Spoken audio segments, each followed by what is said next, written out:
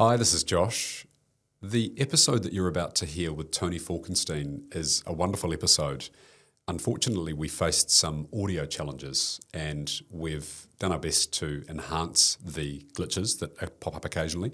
So we're 95% audio recognition, but I wanted to let you know that you will experience some audio issues with this. There is some captions if you'd like to kind of watch along with it, and there's a transcript available on my website as well.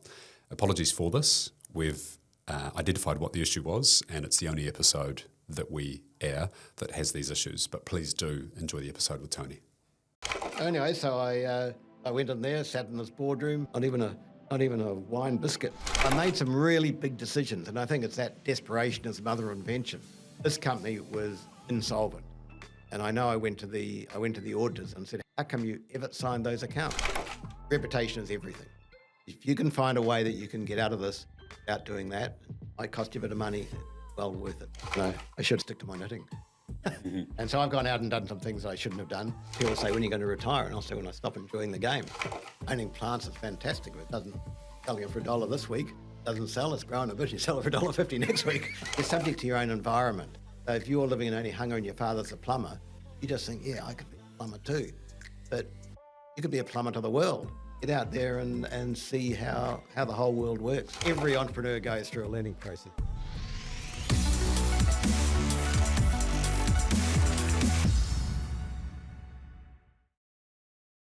Hi, I'm Josh Comrie, the host of Two Commas, the podcast. Today's a particularly special episode for me, and I suspect also for you, the listener. We have as our guest Tony Falkenstein. Tony's a bit of a legend in the New Zealand business scene. He's been inducted into the New Zealand Business Hall of Fame. He has a ONZM, so an Order of Merit for Services to Business.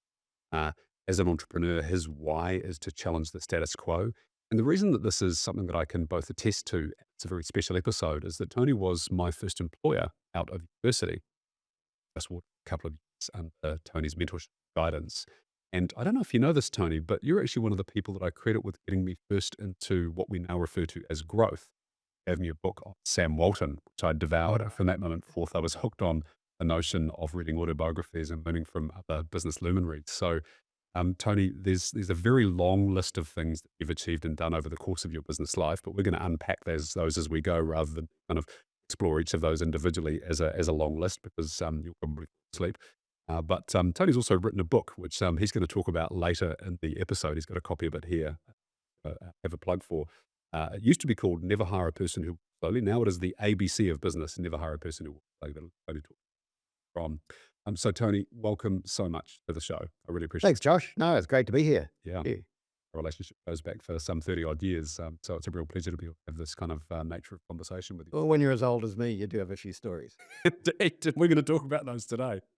Hey, so the show always starts with a bit of a broad introduction. So it'd be great if you could give our listeners a sense of who Tony is and what you've done by background, so they get a sense of who Tony Falkenstein is. Okay, I'm the youngest of three kids, and my parents were German. They escaped for the war, came out to New Zealand.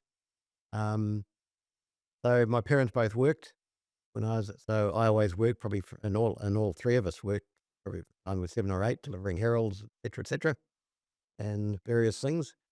And I wasn't the smartest guy at school. I failed my school certificate, but finally got it. And I became a baker pastry cook. Did my apprenticeship as a baker pastry cook at Eve's Epsom Pantry. And I learned all my skills there. The guy, Gary Simmons, he was my first boss. He was only about 10 years older than me, but Eve's Epsom Pantry was sort of then, and probably even now, is everything I did was high quality, and he charged high price. But good margin, and he always said, hey, if you do everything with high quality, you can charge the price, because we'll pay for it. That's one lesson I certainly learned off him. It was only when I was finishing my apprenticeship in the last year that a friend of mine said, hey, you should come to university, because there are all these things called girls. And you don't have much of a social life when you're a baker pastry cook, 'cause you work at night and yeah, very antisocial. So I thought, well, I might be able to pass German 1, and I thought I'll do a BA. And and when I got to university, the same guy, Keith, he's still a friend of mine. He said, "Listen, do commerce. Everybody passes that." Oh, anyway, so I did commerce, and I was able to include German in my degree. So, but I proved that everybody doesn't pass commerce, but I passed German. And anyway, over a few years, I finally got a degree. Immediately took off from New Zealand, as my brother and sister had done before me, and went off to Europe. Got a job with well, Madison Square Gardens Corporation. They had 7 ice skating shows around the world, and the US, it was called Ice Capades. Outside, it was called National Hold Down Ice. They needed somebody urgently for a show that was going down to South America, and they said, "Well, can you start?" They interviewed me on a Friday. Said, "Can you start Monday?" And I said, "Sure." Rang home, said, "Hey, I'm going down to South America on Monday," and went down there with 80 ice skaters, and we traveled right around South and Central America. Uh, then the Madison Square Gardens Corporation took over an Austrian show, sent round a message and said, "Who can speak German?" Well, me. So off I went. Went and lived in Vienna for a while with this Austrian show, mainly with East Bloc kids. And then we traveled around. I took that show around Europe, and then they said, "Well, let's take the show to South America." I went down to South and Central America again and did that tour, and then I came home. So with all my financial experience, which was just nothing because everything was done on a cash basis, South America, it was all dealing with promoters. I got a job as finance manager of US multinational, which was Polaroid, which is just setting up in New Zealand. And so after the first, I got trained by the finance manager in Australia, Merv Jones, and he and I got on very, very well. Anyway, after the first month, when I had to put my monthly accounts. I went to my accounting one textbooks. I had no idea. I rang up Merv and I said, "Merv, listen, I have got no idea stuff. I just can't do it. I'd learned nothing." So he said, "Well, listen, Tony, I'll come over each month and do your monthly accounts for you. But you like that whole sales and marketing area. So why don't you just start moving there?" So for the next couple of years, I used to go to these finance conferences in Honolulu, have no idea what they're talking about, FASB, oh, but meanwhile, I was really involved in sales and marketing, and I really enjoyed that. It was sort of the start of marketing. I then did some papers at university. The only papers I ever enjoyed were the marketing papers, and then I lectured at AUT in marketing, which is a really good way of learning the subject. Um, and then my big break was at probably at 23. I'd been very very shy as a kid right through. I'd blush at the slightest mention of my name. And so I was at Polaroid, and I kept on saying, giving these ideas, whether it's a process or a new marketing idea, whatever, and but yeah, gee, why didn't we think of that? And I realized I was thinking totally differently from other people, and I think that's the entrepreneurial thinker. And so one of the ideas I had was we got a trustee savings banks used to be a co-op, and they wanted to have a Visa card with a photograph on it. It was something Polaroid did. But at the time, under Prime Minister Robert Muldoon, there was very, very high taxes. There was 60% sales tax, 27% duty on photographic equipment. So when we worked the numbers, we just couldn't do it.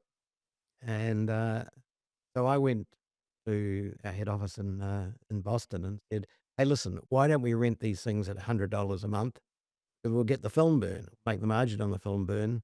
And why $100? Because I like working in round numbers. And so that's what we did. Got the contract. And so the next year, the company decided um, from Boston, said, "Hey, listen, why don't we do that everywhere? Run a rental program." And that's what happened. And they put out 4 or 5 times as many machines as they had the year before. And so I was a success story. And so really at the age of 28, then, well, they offered me a job as marketing manager in Canada or looking after Polaroid sunglasses in Europe. And I had aging parents at the time, wanted to stay in New Zealand. So they moved the general manager to Canada and made me general manager of um, Polaroid New Zealand. And I remember also thinking to myself, I quite like being the boss. And so since then, I've always stayed the boss. And I don't, I'll just go on later is I wouldn't have, you ask me now uh, about starting your own business, I wouldn't have done it again. I would have stayed as a corporate person because you can be just as entrepreneurial or intrapreneurial in a company and be doing your own thing. Anyway, I'll tell you about that later. Mm, yeah. Uh, it's a great introduction. Thank you, Tony. I'm going to pick up on a couple of things. It's been said that what you desire to understand at a deeper level, teach. And I love that you brought that into the conversation. So you wanted to understand marketing better, therefore you should lecture in marketing. And no doubt helped you understand methods and tools to apply to enable you to be successful in your job, which is wonderful to share. You mentioned the entrepreneurial mindset. So you realized that you were and think differently to other people. Some kind of high notes that you attach to set. I'll contextualize that just while you think for a second. I've folk want to get into business, and being a founder and a company, not for everyone, thing that I've observed. And you've also mentioned, rightly so, that you can explore entrepreneurial mindset, passion through being good by another person. Do you think would be two or three of the kind of key traits or facets of someone that will enable them to succeed with that entrepreneur? Well, I think probably first I'd say, what's the definition of entrepreneurship? And I'd say it's idea plus execution. And so, we all have ideas, but can we execute and can we understand that execution? So the entrepreneur can see the future and can see what is going to happen. Now, a lot of people have the idea and go forth, and particularly I find kids coming out of university, there's a great idea, but they haven't thought, hey, will people buy it? Will people buy it, or how will I make them buy it? How will I get them to buy it? And so I think that's, I think seeing the future is one thing.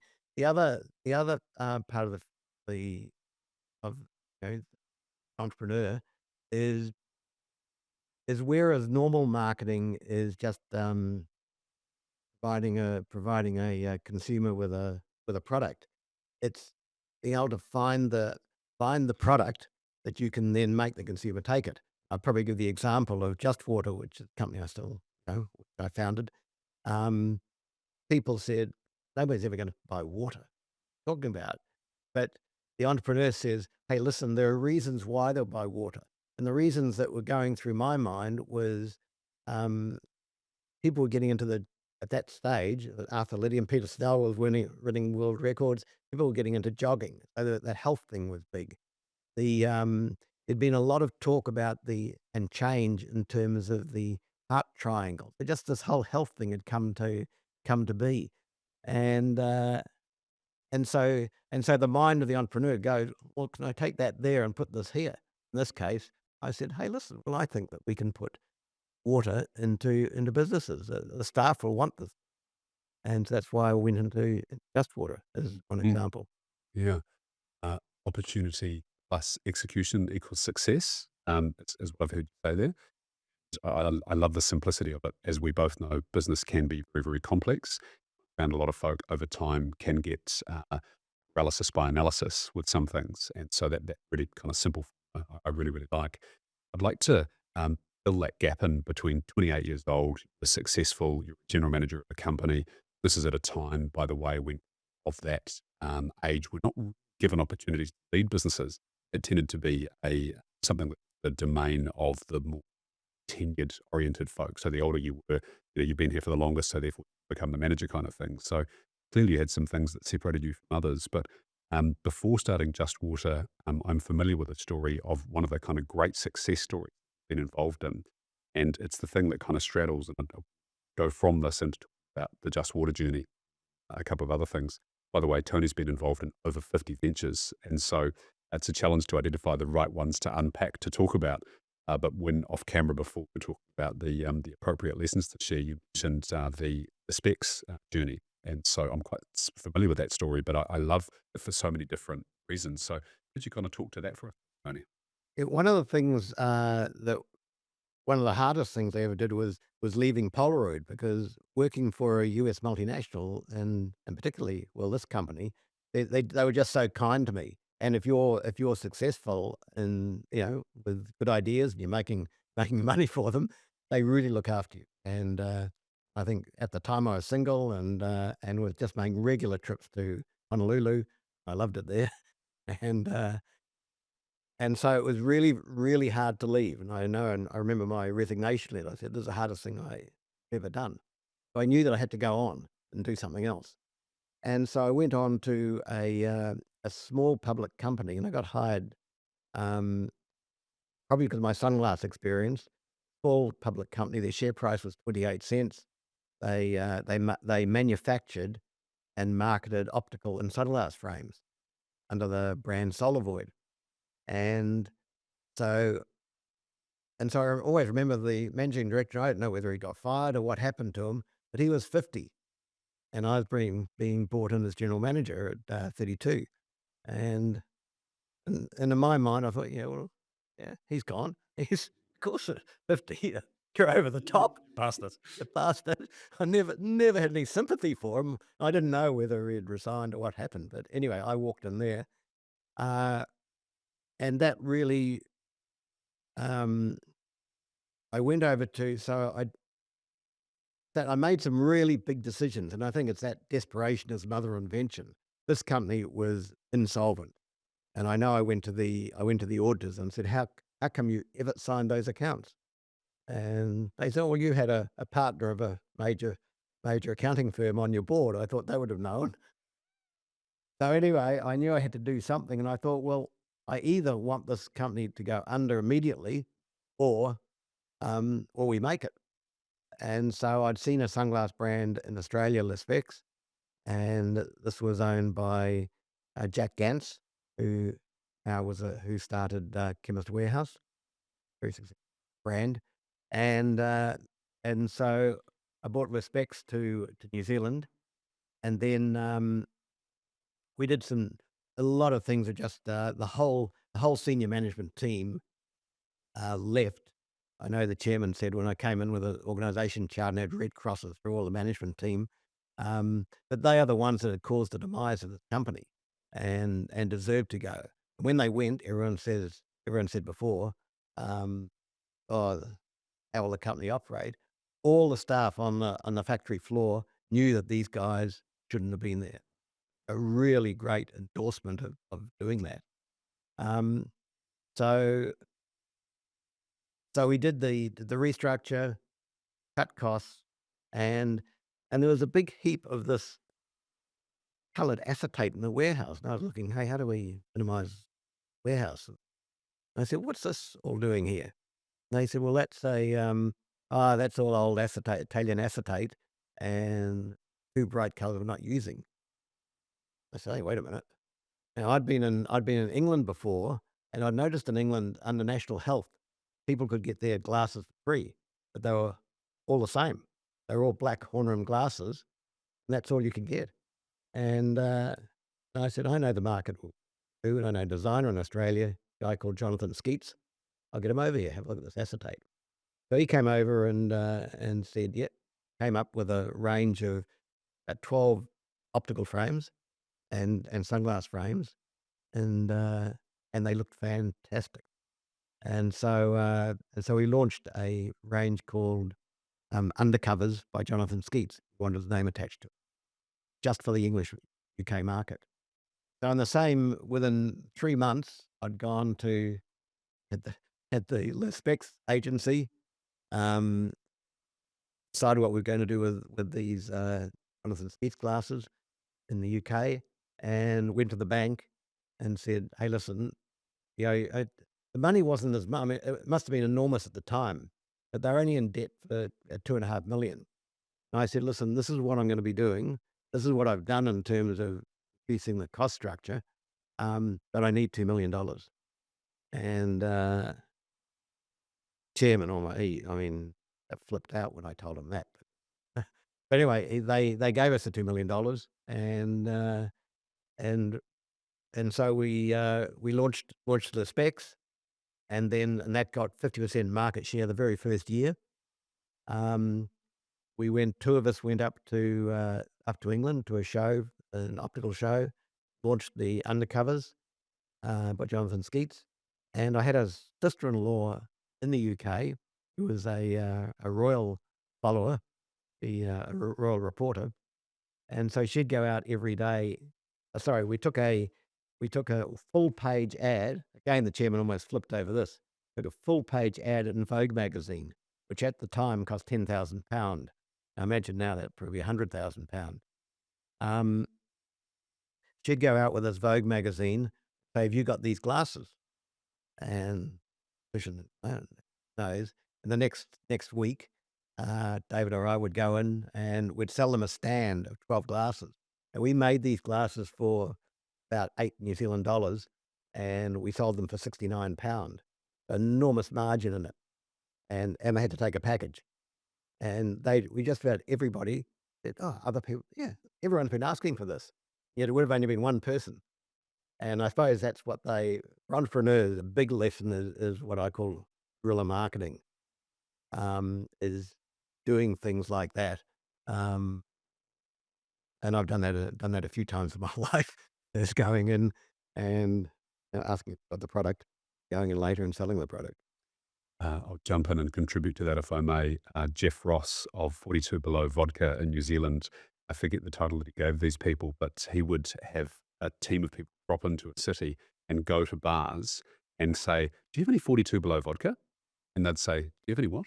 And then he'd send someone else in to the same bar the next day, a different person. And then he would call on them the third or the fourth day. And he said, "Hi, I'm from 42 Below Vodka." And so essentially kind of a similar tactic to have a couple of people turn up and ask for the product before he'd even turned up to sell the product. And so it seemed like everybody was talking about and asking them. That sounds like the same sort of tactic. Yeah. So anyway, so Optical Holdings went, so share price 28 cents. At about 35, the chairman said to me, "Hey, listen, thank you very much. You've done a really great job. Um, but you and I know this is a dollar share." And he said, "I'm going to go in and start buying, but if you want to, I'll stop." And I didn't understand the markets at all. I had no idea what he was talking about. I told all my mates, "Oh, the chairman thinks it's a dollar stock." I had no idea. I didn't do that. And then we launched the spec successfully, then Latan. But then every time we brought out a new product, um, the chemists would buy it beforehand because they trusted us, and it would sell through. Did high TV advertising.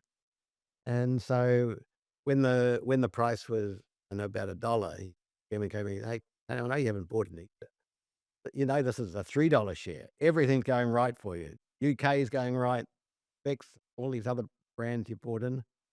It's fantastic." I still, "Oh, the chairman thinks it's worth $3 Have now." any mates?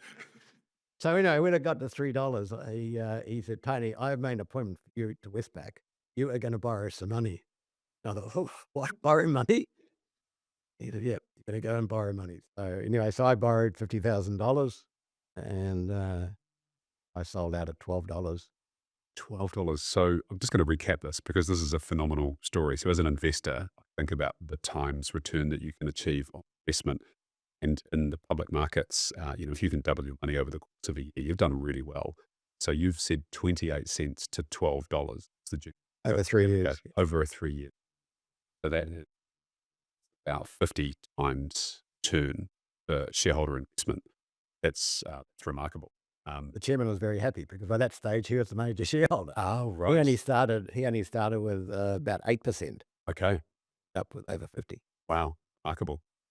And so at that stage, was it that you realized that perhaps it was time, once you'd made the return on your investment, so 4x, so a couple hundred grand from 50 to 200, a substantial sum of money at the time that we that of course as well. Was that the time that you decided to go off and start your own first venture? Yeah. No, what happened there? I mean, because for 2 years running, it was a top, uh, the highest growth stock on the New Zealand Stock Exchange.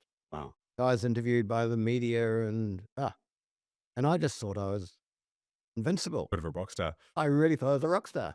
I thought I could do anything. And, uh, and so I did. I went out and I'd seen that Swatch had been successful in the European market, the US market. And so I rang them up, tried to get the agency. Somebody else had it.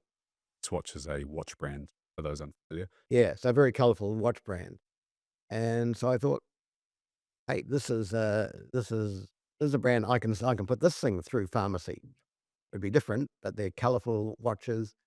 And so because I couldn't get the agency, I rang up the office and said to the receptionist, "Hey, I hear you're launching Swatch." Told me, "Yes." "When are you launching it?" Told me the date, told me the pricing, told me how many models, how many colours, told me they had a 1-year guarantee on them, and they were selling through optical or opticians and department stores. Oh, that's great. So I went up to Hong Kong and got, some people call them Hong Kong rip-offs, but I call them similar product. And whatever they were doing, we did better. So we had more models, more colors. We put a 2-year guarantee on it, uh, and we said we're going through pharmacies, department stores. So so we called it Z Watch, and had the Swiss flag has got a cross on it. Ours had a Z on it. It was like looked like the Swiss flag, and we had a stand for pharmacies. So pharmacies really embraced it because every other product I'd given them over 3 years had been a success story. So they all took it. We did $1 million worth of business the first month, and so it was yeah. And I'm still feeling pretty high at Yep, this stage. no doubt. And this is your own money, of course, by now, so you're reaping the rewards as well from this directly. Yeah. So, but we were going to put all the money into advertising, and that's what we did. Um, and so we launched on September the 7th, which we knew was the same date as Swatch. We had a similar sort of Coke lifestyle ad, similar to them, but they were at $69 and we were at $49. And ours had a 2-year guarantee. There's only 1-year guarantee. Ours was we got Swiss into it somehow, Swiss engineered or something, or Swiss design, even though they were made in Hong Kong.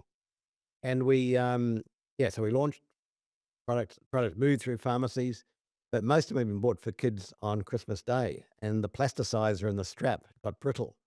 And so the moment the kid put on his watch, it broke. And so we'd sold 27,000 of these watches versus Swatch had sold 6,000. So it was an absolute success story. We had got that right, we would have owned that part of the market in New Zealand. And anyway, they all came back, and my guy in Hong Kong had disappeared, no contact, and so we had to wear it. And in fact, so everything I'd made at Optical Holdings, I lost again. But life is. I mean, everybody has this wriggly journey. I mean, life is so odd in whichever way you turn. It's so random. Because it's the lowest point of my life is that lost everything, looking to sell our house, um, to repay everything, and a guy rings me up who had been the audit senior at Optical Holdings, where I'd done the watches. Yeah, he knew nothing about where I'd done the sunglasses. He knew nothing about Z Watch, and he said to me, "Hey, listen, I saw what you did at Optical Holdings. Did a great turnaround. We've bought a company at a Christchurch company called AM Satterthwaite, and $60 million turnover, losing $3 million. I think you're the man to turn it around." I s "Oh, yeah." Feeling very depressed anyway. And then he said, "Listen, we'll give you $100,000 online to start up." Okay. And I mean, didn't have to sell my house. I mean, it was just unbelievable. Okay, so there was a sign-on bonus of A 100. sign-on bonus, Yeah, wow. $100,000. Yeah, that's a lot of money in those days. Yeah. I remember my mother saying, say, just German accent, "These people must be in drugs. Don't take it. Don't take it." Anyway, I took it. And there was a word, bit of a Hail Mary and an opportunity to be able to extract yourself from this. Got to say, Tony, the I didn't know the nuances of that story, and I think it's worth dwelling on the fact that a lot of folk could have walked away from their obligation to honour the 2-year guarantee. You were screwed by your supplier offshore. Did very much the right thing, and it's one of the things that I respect about you, is that you have a very strong moral compass and did the right thing. It cost you savings, it cost you all of your savings, and it nearly cost you the home that you lived in as well. So that's something I'd like to call out. Um, Yeah, one of my, um, guy one of the senior partners at PricewaterhouseCoopers said to me, Tony, he said, "Listen, reputation is everything. You can put this company in receivership and walk away, but you will remember that for a long, long time. If you can find a way that you can get out of this without doing that, it might cost you a bit of money, it's well worth it long term. Still young, you've got time to make some." yeah, Warren Buffett says that reputation is the only thing that legacy will leave behind. It takes a lifetime to build and 5 minutes to destroy. And no doubt, looking back, I need to ask the question actually, would you have changed anything about that journey now, knowing what you know now? If yeah, I mean, I went around all these watch people and wanted to buy the absolute cheapest. Right. If I had paid 50 cents more, you're buying these things for, $3 and selling them for $50, there's a big margin in it. If I'd paid 50 cents more, I could have gone to, like one of the ones I spoke to, was supplying Walmart. Well, Walmart would have done all the, Quality everything. testing. Yeah. Yeah, yeah. And even now, I mean, the lesson, I still learn now, if I'm buying something out of China, who are you supplying? I need to know. I want to know that you're supplying someone who I know would have done the testing. Yes, yes. Yeah, so being more thorough around the diligence of the product would have been super helpful, but not honouring, so continuing to honour your obligations. Well, I want to dwell on something here because I have talked briefly about this historically, and I just realised that I had Will Palmer on the show who involved the listing of a public company in New Zealand, and it was his first time in being involved in that type of venture. A fairly harrowing ride for him, and there was a whole lot of lessons that he took along the way. Now, you, the sunglasses company, specs business, you took a company that was listed from 28 cents to $12. So you had a very successful journey in some stage along back to this listed Just Water stock exchange. Kind of a couple of experiences, a couple of reflections that you'd have about being involved in a listed company for those that are unfamiliar with that journey. This is a show about exits. One of the versions of being able to extract money from business is to take it to a listing. You can sell the thing in totality or take it to a listing and go on that journey, right? And so what are some reflections for those that would be unfamiliar with that journey? One of the things I learned from Polaroid, and the lessons you learn all the way, one of the was always look bigger than you are. And so when I was at Optical Holdings, sunglass company, um, I thought public companies have their annual meeting and it's almost like they're scared of their shareholders. Shareholders own the company. And I thought I can do better when I have, and in fact, I always said that when I started the company, I said within 5 years we'll be listed. Well, it took 15 years. That's another story. And it gives you a great profile as a public company. So that was a major thing of us going public. Just Water, in that case, we didn't need the money. We only raised $8 million. Um, but the the advantage is really that the big companies like Fonterra, they're always going to deal with a if they can deal with a public company, they know the company isn't going to take any shortcuts. Like if there's anything wrong with our water, we'd immediately tell health department, immediately do a recall, etc. So one, there's a real credibility factor. Now the other one of just of raising funds, if I think you have to feel very confident that your projections are. If you can get those projections going up, and you know that that's going to happen, then then raising money that way is can be good, and you want credibility. Mm. But another way is if you know it's going to go up, well, you want to hold off as long as possible. Yes, yes.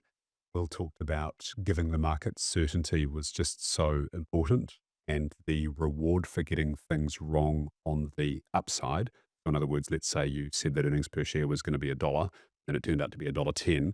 The reward for that 10% bonus was far outweighed by if you got it wrong on the downside. And so if you were 10 cents wrong the other way, so it turned out to be 90 cents, your stock might be punished by 20 or 30 cents. Whereas if you get it right by 10 cents, in other words, it's 10 cents higher than you think that it's going to be, the reward is far less. So therefore accuracy is what Will said was a really important thing to views on that statement. Oh, absolutely. Yeah, Yeah. no, I think Mm. you really get punished and punished for a long time. Yeah. The other thing about if you do have a lot of debt and you list, say if say you had $1 million worth of debt and you list and get that $1 million, so you have no debt, you've immediately got $100,000 on your bottom line. So, if you can list and get rid of the debt, you know that you've immediately got going to be profit Yeah. for all. About the downsides of being listed. Yeah, downsides are a tough few. Uh, there's no mercy, and they and you certainly get hit by the media and by shareholders. Shareholders don't like to lose, and it's funny. The more qualified the shareholders, the the worse they are in terms of just not wanting to not wanting to lose their money. Mm. I think we were last year with Allbirds with Tim Brown. Mm. And, I remember being there 3 years ago where he just listed and worth about 300 million. And then, 2 years later, he's down to about 10 million. So, and I think, the US would really, Brutal. Mm. Yeah. So in between these couple of ventures, you went to run the Christchurch company. And then at some stage, I think it was just post the stock market crash, you went on to found the Just Water Group and Red Eagle Corporation. Now, the interesting thing for me is that you'd gone from essentially consumer products. You'd gone from watches, sunglasses, suntans. So that's direct to consumer marketing, and then nailing the distribution problem, being able to get the people, the retailers, to be able to buy those things. So this is pre-online. And so the interesting thing for me is the step into Red Eagle Corporation is that that was a B2B company. So that to me demonstrates quite a lot of chutzpah, a word that you'd no doubt be familiar with, cojones, strength and, a conviction of doing the right thing. But what was it that kind of said to you about the timing of the health movement as being something that was important? But it was a B2B model. So what gave you the confidence and the conviction that that was the right thing, right business model to go into? what had happened with this company, AM Satterthwaite, I had 6 divisions, and they were all old agency companies. They're very low margin, no brands. So I sold them all off during the year and then went to the board and said, "Hey, listen, I'm either redundant or I've got a couple of ideas." And uh, and the reason I said faxes was that was before computers. So that was a big growth market. But sales reps only want to sell a fax machine, but if they wanted to rent or lease, they had to get finance approval. And so when you're in a high growth market like that, sales rep only wants to go there once. So hey, I think the opportunity is in rental, that we can just be the rental specialist. And really over the next so and so then we had the share market crash. We started a week before the share market crash, which was our first ad was, why pay $4,000 for a fax machine that will be obsolete next year? And we're targeting accountants to be nervous about it. Yeah. We increased market share of rental or leasing from 5 to 20% over 2 years. Um, In terms because of the we total were market. we were just seen as a specialist, and all the other companies would rent or lease, but hey, go, there's Red Eagle Rent-A-Fax, Yes. what we call ourselves. Yeah. Uh, Uh, were you for office products company or were you a finance company? well, no, we were an office products company. Right. Um, tried to be convinced as a company, and a lot of those companies, and the photocopier market at that stage got pinged for that. Yes. Yeah. Got it. So you had a fairly big influence on the market. So the rental faxes occupied about 5%. And then within a year, you took that to 20%.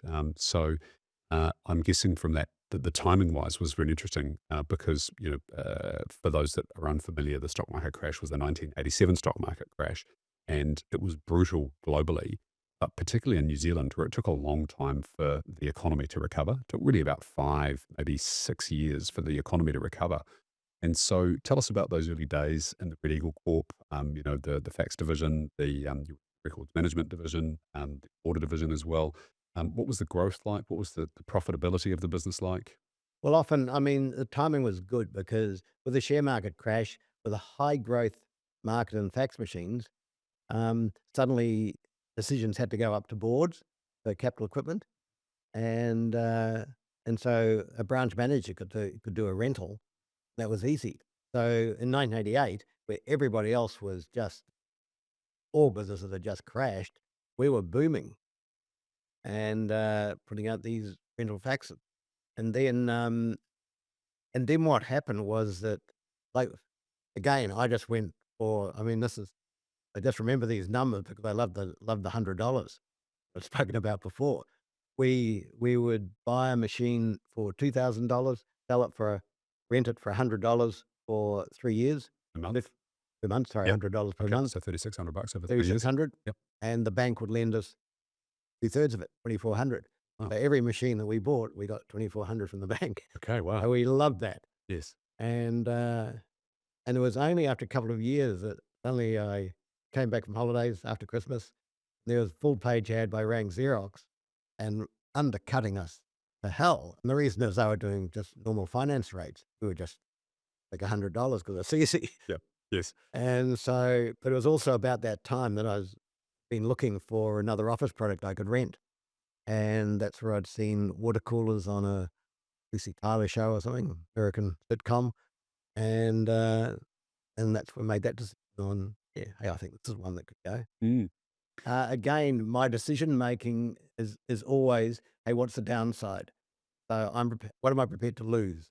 When I first went into faxes, it was $20,000. If we blow that $20,000, I'm out of it. And we went into water coolers, it was about $50,000. And if we lose that, we bought 6 water coolers, uh, paid a horrific price, but new. So you buy high if you have small quantity when you know what the future is. You're going to be able to buy at a much better price, make better margin later on. It's what Eric Ries, who's the founder of the lean movement in products, the minimum viable proposition. So bringing in a small quantity of water coolers and then putting those things out into market to see, A, what's this business like to be in? B, do customers want to lease this thing from us? And C, what's the uptake of these things? Kind of like plus a number of other hypotheses along the way as well. It's the best way of, I think research is best in the marketplace. Yes, So if I'd ask people, will you pay for water? They would say no. I mean, yeah. yes, So the best way to do it is just to, yes. you know what the cost is. Do you recall? So this is essentially being a market maker. So you brought the product to market and it wasn't an existing market. So you weren't taking market share, you were creating the market from the ground up. And so do you recall some kind of critical things that you did early on? Maybe it was bringing some of that consumer marketing focus into that business, or it could have been something different. I remember when I started working at Dustwater, there was a small ad, the Herald, and it was a free trial of a water cooler. That was no doubt about 4 or 5 years after the inception of that particular brand. But do you remember some of the critical things that you did right early in those days to begin, like, start a market? 'Cause essentially, that's a startup, right? Yeah, one of the things, and before you joined the company, again, I go back to guerrilla marketing. We would go down with a van with a dozen coolers in it, and we'd go into offices, and we'd say the receptionist, here, here's where should we put the water cooler here? And she'd expect that someone had approved it.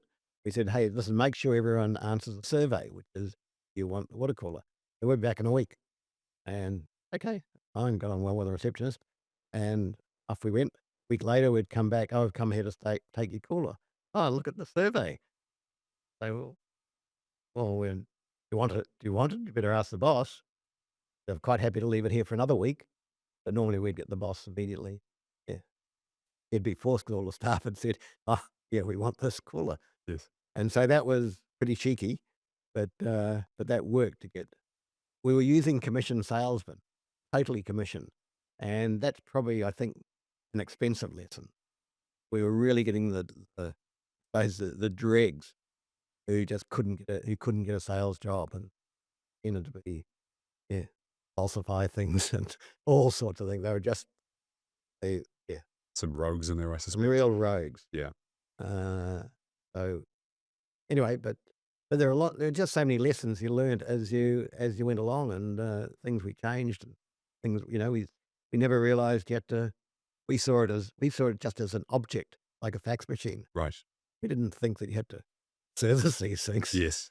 Uh, it was only when we got calls back for green bottles, the answer was, "Oh, that's the first time we've heard of that. We'll change it." Yes. And when we had a big pyramid of green bottles, we Yes. thought, "Oh, but we should be servicing these things."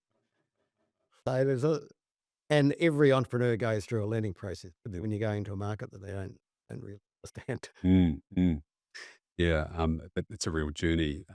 There's a real preparedness to experiment with some things that I'm hearing, and do some things that really are outside of the box thinking, and with a conviction that you've kind of got something that people want, but a willingness to try a range of techniques and methods to get it in people's awareness and minds. So, do you recall the early days of growth with the Just Water business? Because my recollection Yeah, is quite accelerated. it really went. First year was marvelous. Second year, we just had enormous growth, and but then what happened was that one Friday the bank called up and said, "We want to see you," and I thought, growth like that, the campaign up there, and I They'll was be putting me on the chopper and taking me to yeah. Queenstown. Anyway, so I went in there, sat in this boardroom with I don't even think I got a glass of water, and had to wait about half an hour, and then in walk 4 stern-faced people and said, "We don't like, we've had a look at your accounts, don't like it, we want our debt repaid." "Jesus, what do you mean?" "Well, look at your balance sheet." I said, "Listen, this is a rental business, can't you see?" I mean, at the time I said, "Take 8 months of rental and your money's back. I don't put any more out. The more I put out, better it is for you." Not the way we see it. Not even a not even a wine biscuit they give you. Anyway, and it so happened that and I hadn't told them, we'd bought a building off Westpac, um, on the Never Never because they wanted to get rid of it. They'd inherited it from a receivership in Rose. You at that office? Church Street? Church Street. Yeah, 297, I think it was, Yeah. wasn't it? Yes, I Yeah. was, yeah. They bought that building and the deposit was a GST refund, and the Prime Minister Bolger was opening the building the following week. Wow.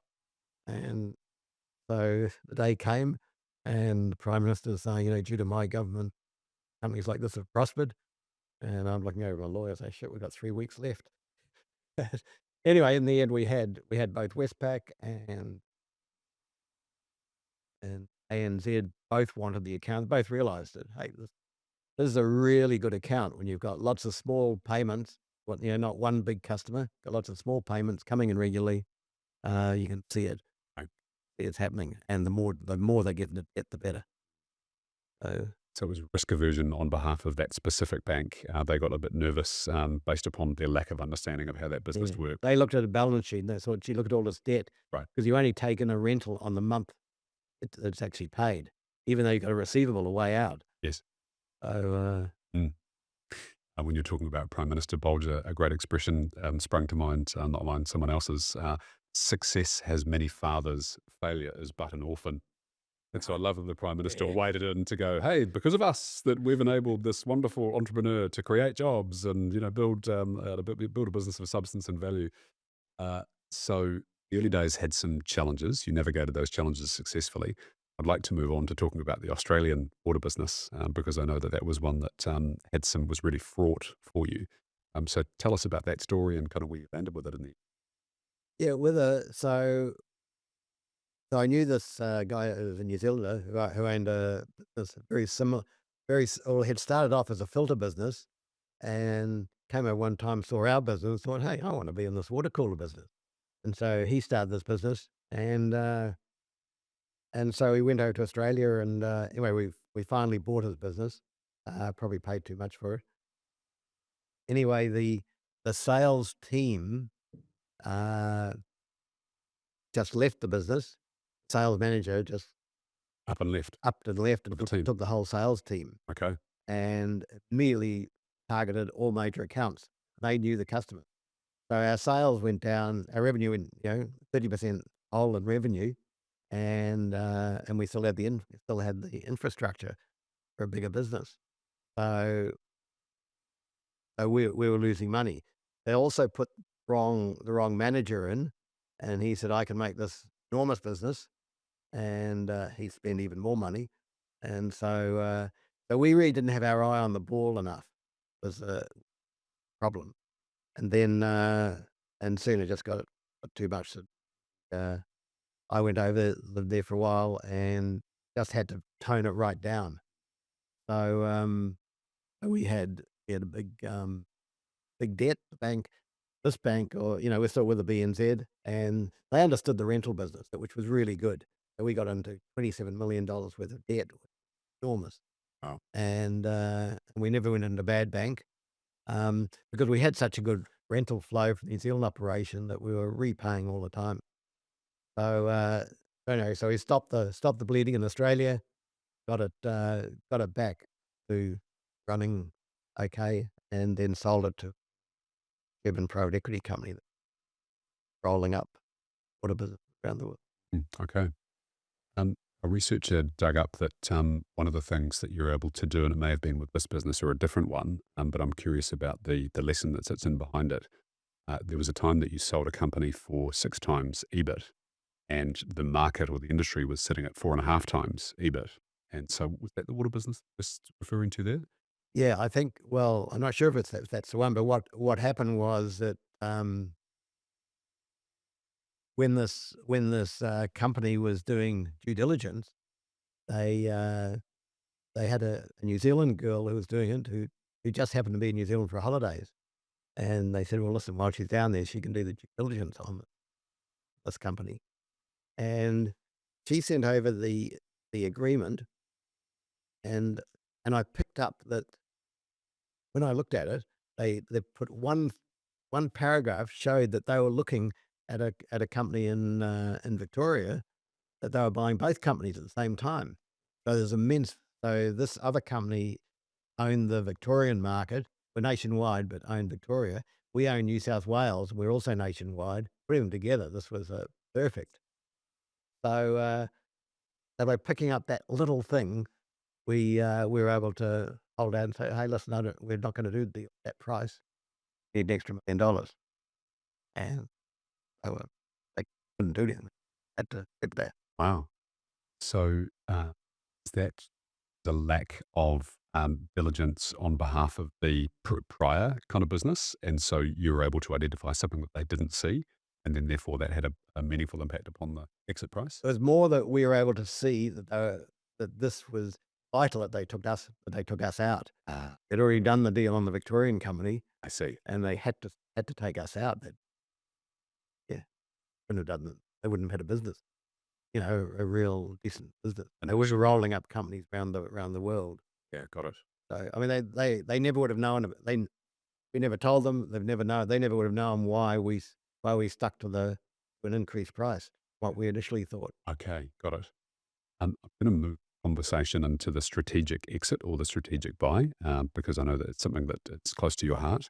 And I'm reminded of the conversation I had with Tom Price, who had built a very successful conditioning and ventilation installation sales company back at the very start of that industry in the early 20 teens. And so he was a very young man when they sold their business, 27, 28 years old. And now he looks back upon it and realizes that the people that acquired the business, which was the public equity business, they were doing a roll up. And so his business was actually of really great strategic importance to them to be able to complete this because they were buying businesses, HRV and other companies in and around this kind of ventilation-y kind of space. And they had different sets of core competence. Tom's business was great at the installation and marketing, and this other business was great at sales, and there was someone else, customer success. And so they roll them together and they sold that thing on for some multitudes of money. And so Tom realized he left quite a lot of money on the table, but he didn't know that that was what was going on in the background because he didn't know the questions to ask. So you've been around business for a long time. You've bought and sold a number of different companies.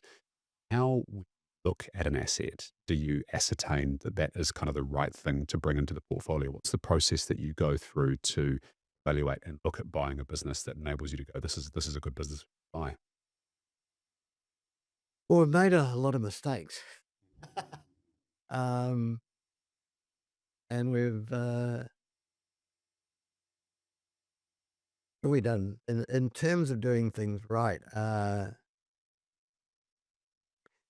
suppose my focus should be really dealing with yeah, I suppose B2B is what I've done, and or dealing direct with the customer. And I should stick to my knitting. And so I've gone out and done some things I shouldn't have done. In terms of separate companies, they've been totally away from the Just Life group, like Bartercard, Bureau chairs. I mean, those have been investments in themselves. And so I don't know if there's any magic in it, but I certainly that, just doing the right due diligence, really important, and not get sucked into getting so far. We looked at one in Australia last year, spent 300, or the year before, 300,000 on due diligence, and signed against it. And What's the approximate purchase price of that business? So what percentage of the purchase price that of that was represent? about $8 million. Okay, so it's about nearly 5% of the value. So that's a reasonable sum that you'd consider to be okay to invest in BD? Yeah, Yeah, okay. yeah. That's In terms of significant. that, yeah. I mean, you get it wrong, it costs. It's 8 million bucks, right? And it could be that, that asset could be worthless. I had a friend that recently bought a business, and there was a chronic lack of disclosure by the vendors of that company. I can't mention the name, obviously. And the result for him is that he realized this after he had taken over the keys and the asset. They'd also stripped a bunch of money out of the current accounts along the way as well, and taken some cash and some stock, and they'd been highly unscrupulous. And there's a court case underway at the moment about this. And so the consequence for my buddy is that he then wanted to get out of that business very quickly. And so he had to fire sale it and he took a hit of over $1 million. And so spend 300K to in the angst, the mental health issues that that created for him. So it's really worthwhile being diligent about the due diligence and taking some time. Um, what's the difference? We had this conversation historically, in your mind, about dealing with business brokers versus dealing with an investment bank or people in that high end advisory space. Yeah, I mean, my advice is always sell uh, through an M&A advisory group and buy through a broker. And the reason is that, first of all, M&A companies, they just have access to a wide range, both, internationally and locally. And so they operate on on a lower fee. They're normally around about 2%, versus brokers at 8%. But they do a better sell job. On the other hand, it really needs to be at least a minimum of $10 million Yeah. make it with them. Yeah. The brokers tend to be, I suppose they're kind of, I mean, they're real estate salesmen, and so they want to do a deal, and so therefore it doesn't really matter. I mean, although they representing the seller, the buyer's getting close.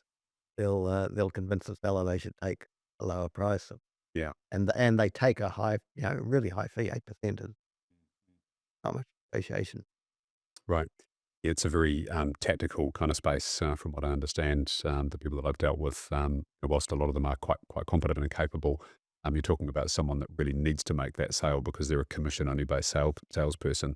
And interestingly, you draw the analogy to real estate. They actually have to carry a real estate ticket, so they have to go and qualify through the REINZ or whichever demographic geography you're based in. and get their ticket so they even think like real estate agents, which is get the product in and then move it out as quickly as you possibly can through a shorter based campaign with as minimal touch as you possibly can. Otherwise, your part of that business won't be profitable.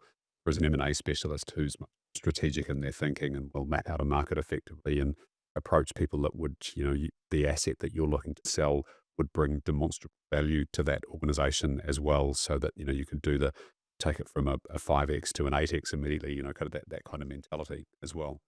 Yeah, we had a recent sale through through a broker. It was too small for an M&A firm. Um, and and what they did, they put out a flyer which indicated that it was our business. So immediately the people that sent the flyer to spoke to our staff and said, "Oh, you guys for sale."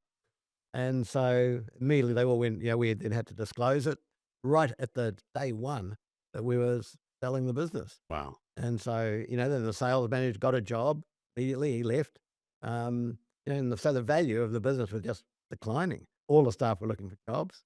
Fortunately, none of the others left. But it was, an M&A firm just, Yeah, yeah, that's a bit of a brutal oversight, and actually, yeah. it's negligence, which is in the of law that's actually a criminal offence, negligence. But unfortunately, you probably can't pursue someone for that.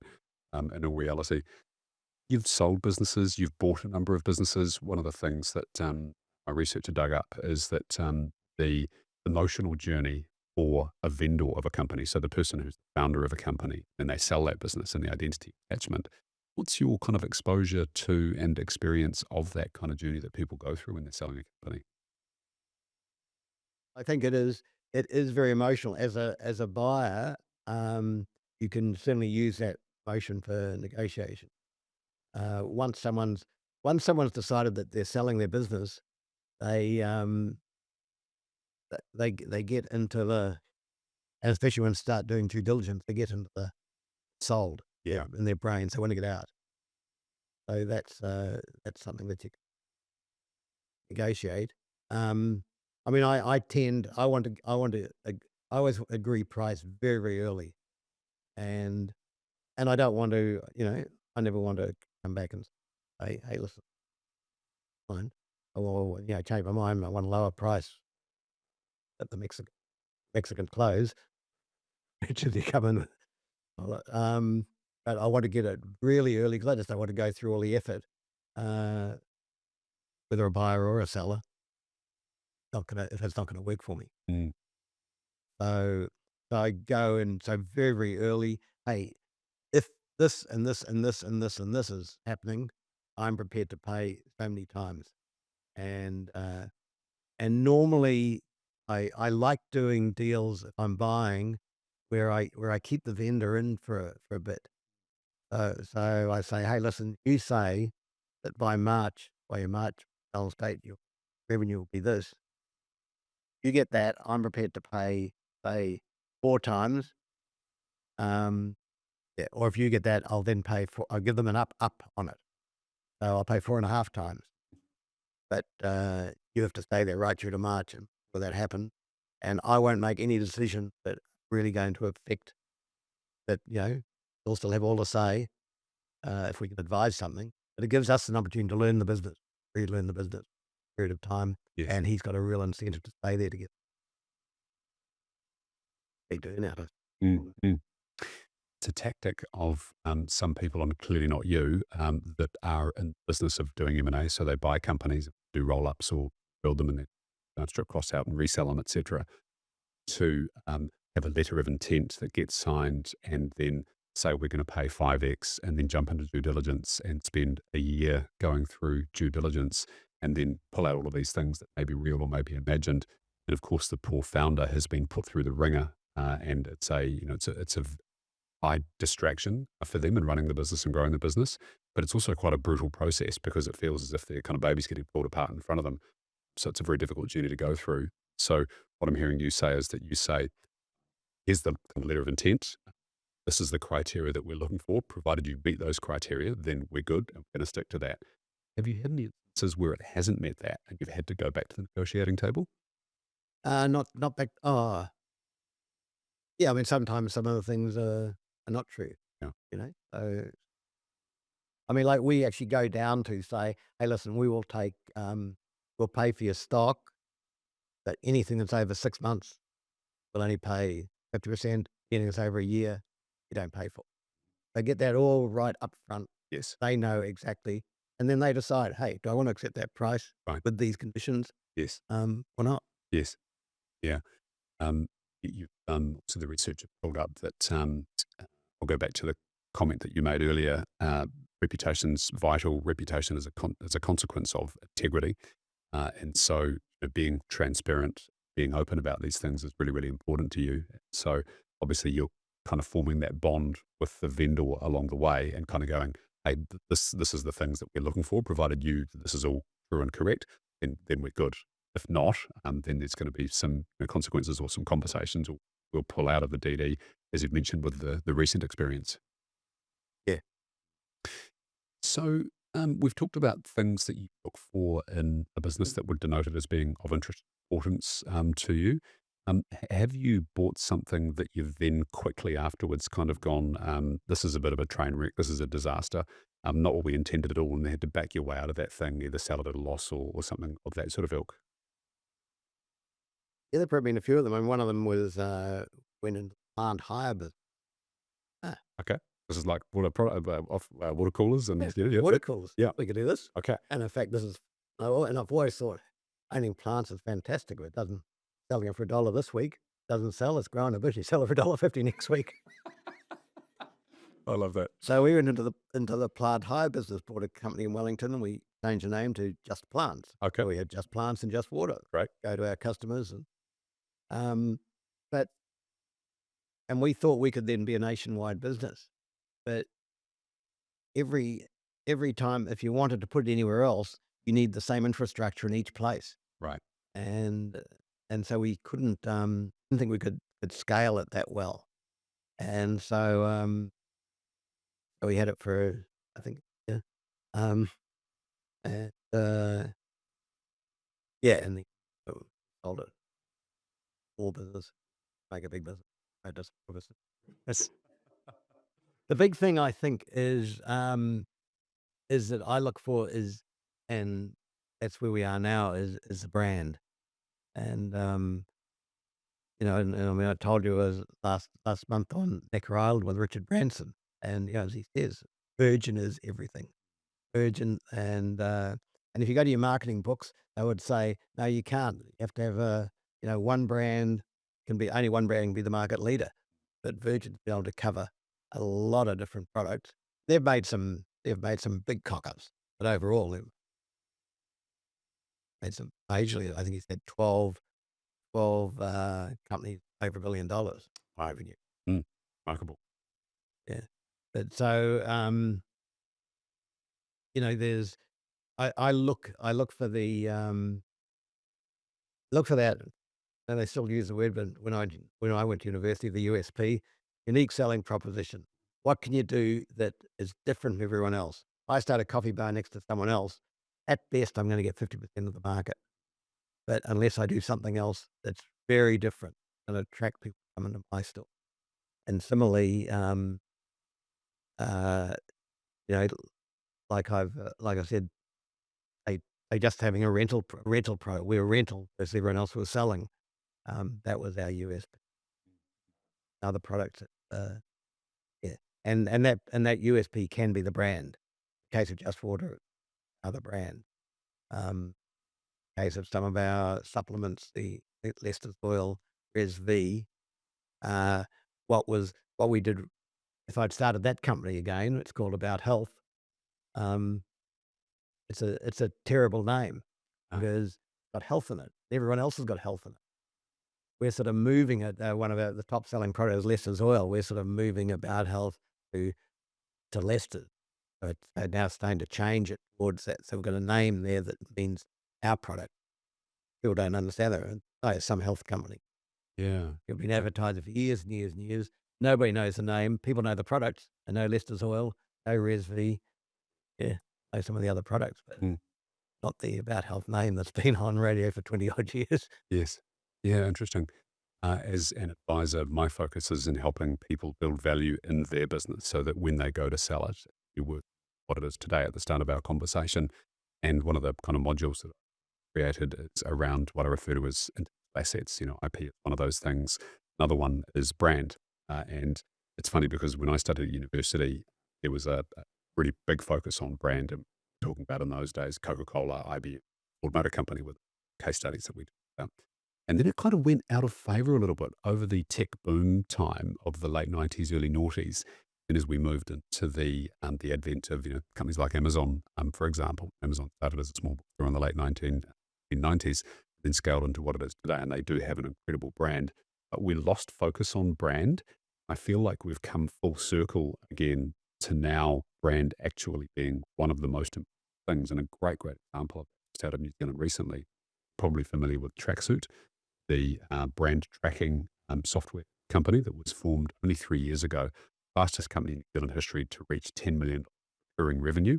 They just did a Series A raise of, which is about $50 million within the first 3 years of being in business. TRA, previously unavailable, Simon Pound and Co. Behind that brand. So their magic, their absolute talent is going, where's an opportunity in market and what's a brand that would find well with that thing, visual, name, a brand logo, etc., that sort of stuff. And so they've done an incredible job of it. So I kind of see it as being full circle. I want to talk about philosophies as we kind of round out our conversation here, Tony. And so off camera, we were talking about you going to Necker Island with Richard Branson, playing tennis with him in the morning at 6:30. And so you've been around in business for a number of decades now. I won't age you, but it is a number of decades. And so I'm really curious about the things that you have maintained as being you. Well, we talked about integrity, but I believe that there's probably a sports thing. There's some other things there, some kind of core business philosophies for you that have maintained your ability to keep going and keep succeeding at different things. Well, I think it's, like, to me, it's all a game. So it's like playing Monopoly with real money and real people. And, yeah, people say, "When are you gonna retire?" And I'll say, "When I stop enjoying the game." And so I really enjoy the intellectual, I suppose, combat that you have, being able to, well, like a chess game, I suppose, where, hey, put these pieces in. And I do like the whole people thing. I've always had a good, one of the things about being, I said about being very shy, was always been a very, very good listener. And so I picked up things that other people don't pick up because I use my 2 ears instead of my mouth.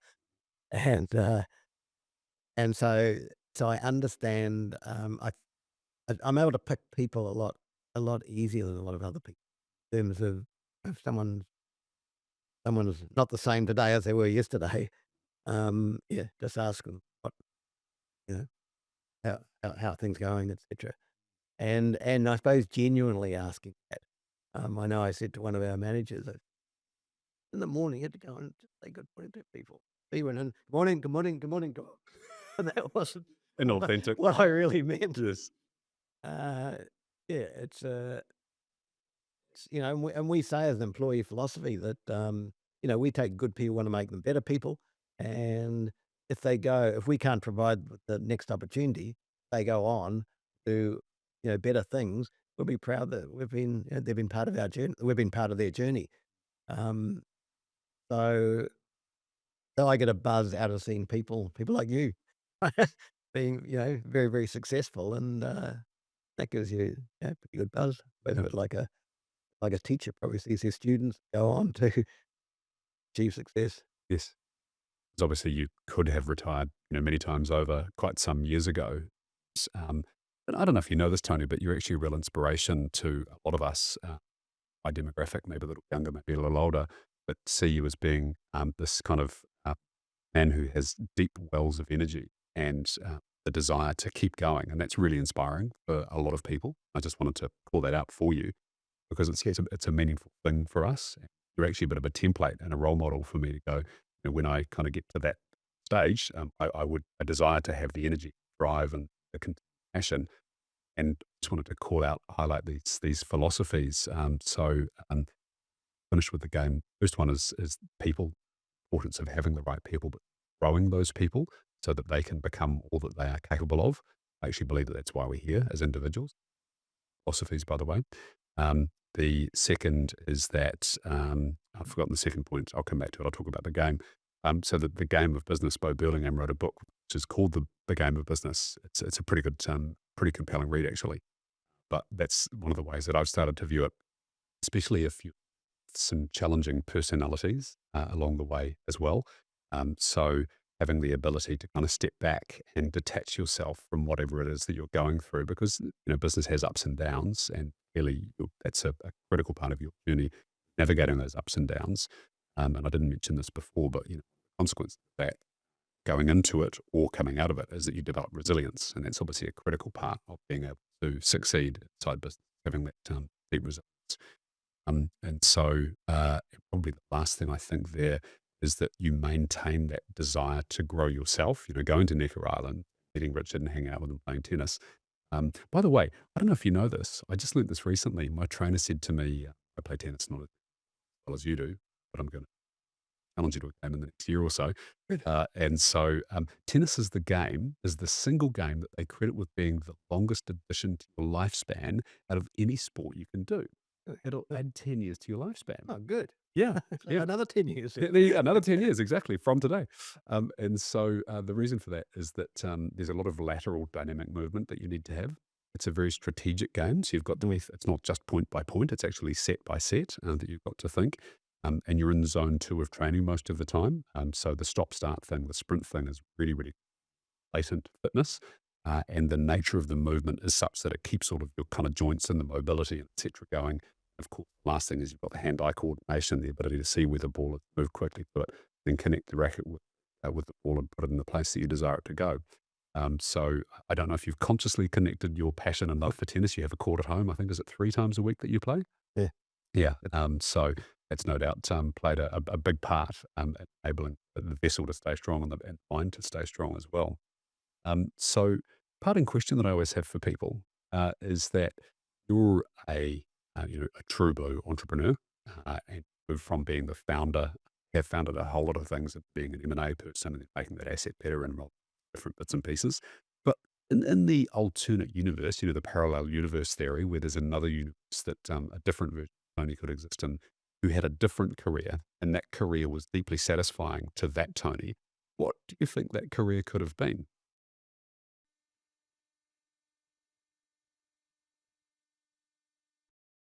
I think I could, like, I, well, let me tell you. So in terms of philanthropy, I sponsor this thing called the Vanguard program, and probably since 2001 when I set up New Zealand's first business high school, Onehunga, um, I've seen, I've yeah, like I was never an education person, but I suddenly became an educationalist, um, and I think that yeah, if and I've always said if I had a whole lot more money, I would want to set up a business because I think that we're just not getting out, not getting the right sort of people out, and and my mind, yeah, that's something who knows might even be. Um, and so that business education, with Vanguard program, we take kids over to Silicon Valley and San Francisco, and it is such a great learning experience for them. And I think we do have to. And when I was doing the high school, we took students to New York. Again, to take them, they think, you're subject to your own environment. So if you're living in only hunger and your father's a plumber, you just think, yeah, I could be a plumber too. But you could be a plumber to the world, not just to only hunger or to Auckland. You could Yes. be a plumber to the world. So get out there and see how the whole world works. Mm. And so I'm quite passionate about this whole education, particularly this education. Yes. I see that's the key to our economic prosperity. Just having more, I suppose, more entrepreneurs, but more people starting business. I mean, you don't have to be an entrepreneur to start a business, Yes. right? So you can, and I think that a lot of businesses, a lot of people who think they're entrepreneurs probably aren't. is doing a business, Yes, they've got a job. and yeah, they got a job, and maybe that works for them. But maybe they bring in an entrepreneur in, or they bring someone who is creative, has come up with. Yes. Think about entrepreneurship across 5 levels. You have the side hustler, then you have the business owner. So the side hustler is someone that uh, has a venture that's on the side, maybe selling a product or selling their services. You have the solopreneur, who's someone who just works for themselves and typically sells their time for money, or maybe they sell a product on Amazon, etc. You have the owner, who will probably be them plus 2 or 3 or 4 other people. You then have the leader, who probably has a group of folk that are working for a couple of offices. Last step is the entrepreneur. So that's someone who views the business as being an asset, understands the value levers inside that asset, and how to grow something of substance without them having to be there on a day-to-day basis. So it's kind of my view on it. And you very much put your money where your mouth is. One of the great benefits of creating some wealth is being able to share that wealth. So program that you talked about there, your name is up on the wall at the Owen Glen building in University of Auckland as a significant funder of that facility, plus the many other things that you're involved in at the time. So, Tony, you are a legend. Thank you so much for your time today, contribution to the show. There's a book that you've got down here, which would be remiss of me not to call out. So this is a book that you wrote in when? Yeah, so I wrote this book, really with some it's the ABC of business. It's really a letter, and in fact, I'm writing another one right now, Amazing. and I think it's, again, have you written a book? Just about finished it, yes. Entrepreneur. So I'm nearly finished. I'm about Right. 45,000 words through. Because, I mean, particularly, you had some beautiful articles and things that you have written, Yeah. and I think, a book does give you credibility. Yes. Even my little book, which is just an airline read with a few cartoons pictures in it that my wife drew, um, but it is, the entrepreneur often has some unconventional ideas. So you won't hear these in business school. And so, and that's the sort of thing that, yeah, I've written in this book, The ABC of Business. Never hire a person who walks slowly. I love it. Love it. Tony, thanks so much again. Really appreciate your generosity and the relationship we've had over the years. I'm continuing many years into the future. A pleasure.